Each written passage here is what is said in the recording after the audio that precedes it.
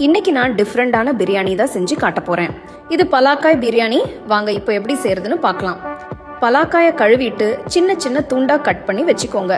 இது ஒரு பாத்திரத்துக்கு மாற்றி இது கூட உப்பு, மஞ்சள் தூள், மிளகாய் தூள், தனியா தூள், கரம் மசாலா தூள், தயிர், இஞ்சி பூண்டு பேஸ்ட் சேர்த்து நல்லா கலந்து விடுங்க.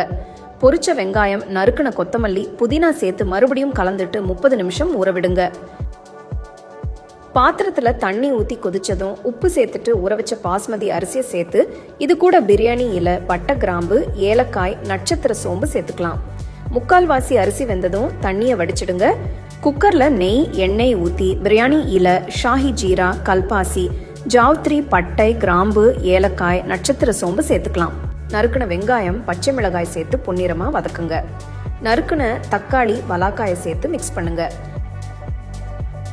5 நிமிஷத்துக்கு அப்புறம் தண்ணி ஊற்றி குக்கரை மூடி 5 விசில் வர வரைக்கும் வேக விடுங்க. பாத்திரத்தில் நெய் ஊற்றி வேக வச்ச பலாக்காய் சேர்த்து 5 நிமிஷம் வேக விட்டு வேக வச்ச அரிசியை ஸ்ப்ரெட் பண்ணி மேலே நெய், வறுத்த வெங்காயம், கொத்தமல்லி, புதினா இலை சேர்த்து 15 நிமிஷம் வேக விடுங்க. லைட்டாக மிக்ஸ் பண்ணி சர்வ் பண்ணுங்க. ரொம்பவே சூப்பரான பலாக்காய் பிரியாணி ரெடி ஆயிடுச்சு. ட்ரை பண்ணி ரசிச்சு ருசிச்சு சாப்பிடுங்க.